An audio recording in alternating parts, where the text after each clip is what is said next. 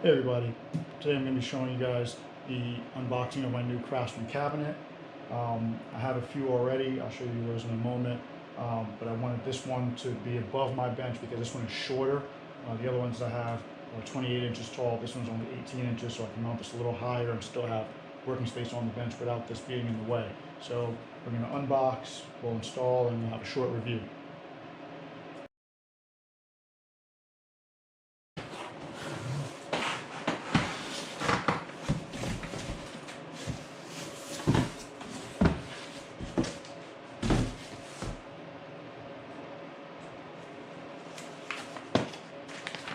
Instruction manual, who reads those? This is the cabinet bottom. I can tell because it's got the hole you pass through on the bottom. So now it's that way.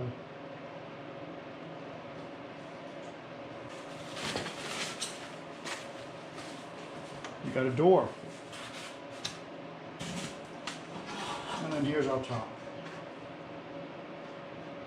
Alright, so we got proudly made in the US with global materials. Nice Craftsman logo there.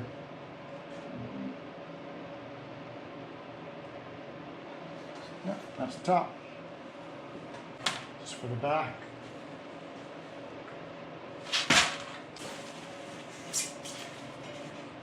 The side. And we got the other side. Ooh, what's this? We got a little scuff there, straight out of the box. I mean, it's like a run or, I don't know, something during manufacturing.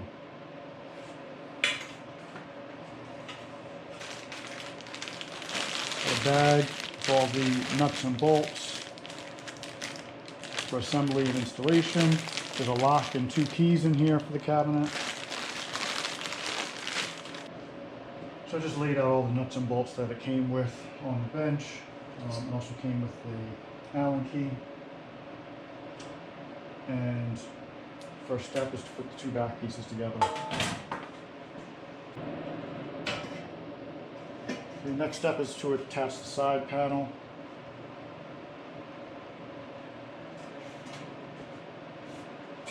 This is the busted one. I'll have it face the wall over here so no one would ever see it.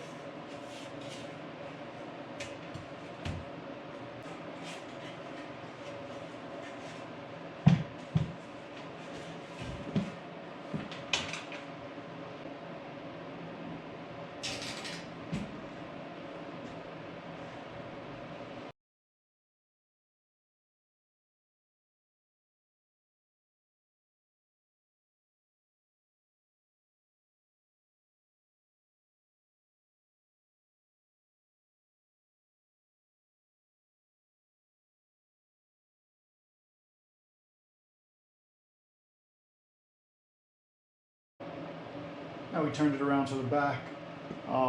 We need some button head screws. One here, here, here, and one on the end.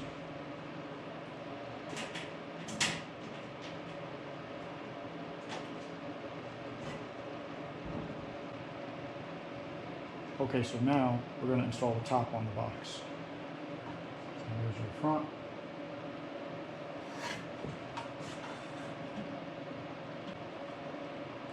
Bolts.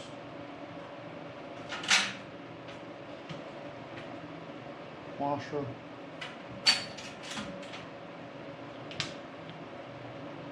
Nut.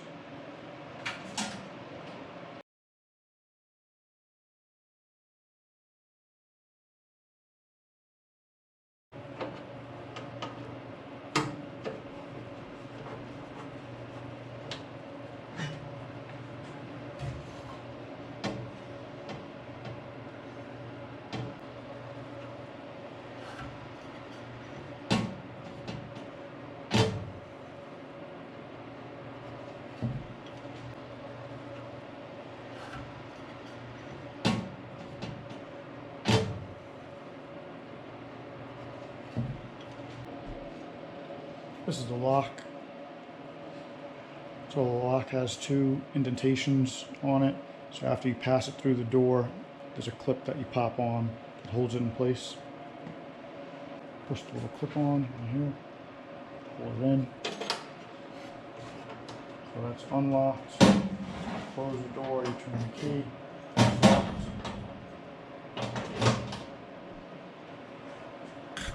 So it comes with a little magnet to keep the door closed. So I'm going to peel the adhesive off the back and stick it about there. Right, so that pulls the door closed. Actually, I can see it's hanging out in the bottom, so I'll probably go up a little bit higher so you don't see it when the door is closed. But you gotta close this door first, then you close that one, and that holds it closed so the doors don't just swing open. So I assembled the second cabinet without the doors. I put the two sides together that don't have the side bolts in. Just kind of wanted to show. Basically what I'll do is get the bolt that came with it, I'll line it up between the two cabinets, and we'll thread it through there and put a nut on the other side. And we'll do that on the top. You can see that down on the bottom as well. Once we have those two bolts in and the cabinets are tightened up together, and we'll mount it up to the wall and put the doors on. Okay, so we're gonna have to make a little bit of a modification. The spacing of the holes are 16 inches so that you get 16 inches on the stud. This is the stud spacing behind the wall. So if I measure these holes here, I have 16 inches as expected, but then when I go from this hole to the next hole in the next box, it's not on the 16-inch mark. So what I'll have to do is I'll have to put additional holes so that we can get the 16-inch on center on both boxes.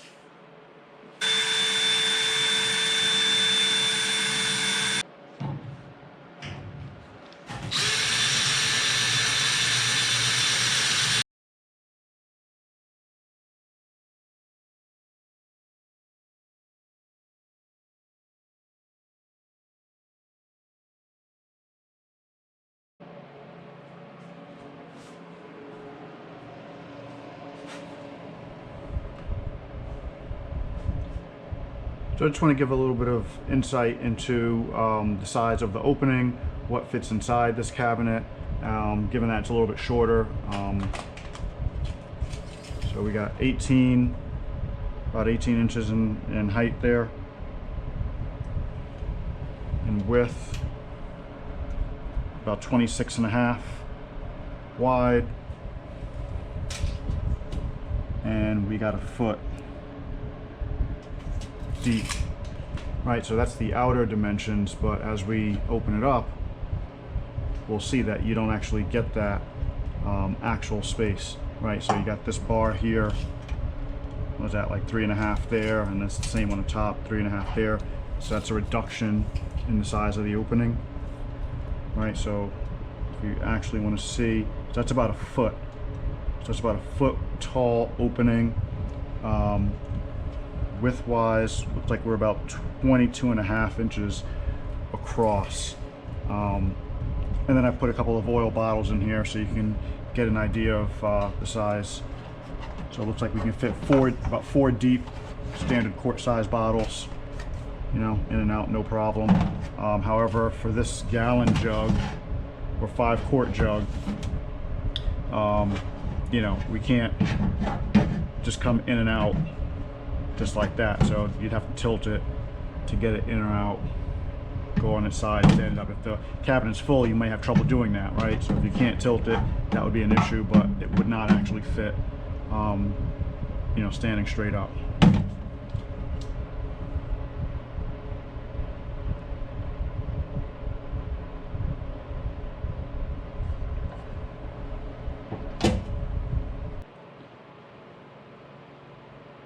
So while on the right hand side I do have the standard size Craftsman cabinet that measures 28 by 28, so the height is actually 28 inches tall on that cabinet. On the left side above the workbench, I actually wanted something that was a little bit shorter so that I wouldn't have to worry about my head hitting the bottom of the cabinet as I'm working on the workbench. So these being 18 inches, I still mounted them up at the same height as my taller cabinet, but obviously I have much more space now on the bottom to work under the bench without the taller cabinet being in the way. The actual color, I'm happy with the color of the cabinet. It's a nice bright red, matches the theme that I have here in my garage. One of the things to note, if you put the cabinet over a workbench, it tends to cast a shadow. So something that I added was just an additional work light here with a switch that I can power on or off as needed, because it does cast a shadow from the rest of the lighting in my garage. As for the cabinet itself, the thickness of the metal, the thickness of the material used here, I think is very thin. That's something that definitely could be improved, but for $140, it does what it's supposed to do. It holds all my goods without issue. But if you really start to push on some of the metal, you'll quickly realize that these panels are all really thin. They tend to dent easily, so in shipping, when they get dropped, or if you drop something on them, you'll definitely notice that you'll have a ding or a dent that doesn't go away. Just to give you an idea of how thin, if I push up on the cabinet, you could see I could actually push up on all the things inside, and it's really thin. This is really thin stuff here. So would it hold weight? I'm sure it would hold a good amount of weight, probably 100 pounds, maybe even over that in this cabinet. But just note that this is like really thin metal. The magnets close the door well. The lock works. I tested it out. Although if someone really wanted to get into your cabinet, I don't think that little lock would stop anyone. It's nice that it's made in the U.S. and they label it so. Something to be proud of. And that's going back to the original Craftsman brand, why a lot of people really were happy with it, and why it's got that brand recognition.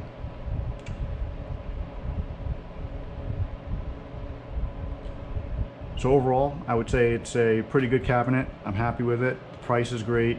Quality at the price could be a little questionable, but will it do the job? Absolutely, have no question. It looks great. If you like the color scheme, you like the branding and the logo, I think it would go great in any shop, and I wouldn't hesitate to buy another one if I needed more storage space. Thanks guys. Hope you enjoy this review.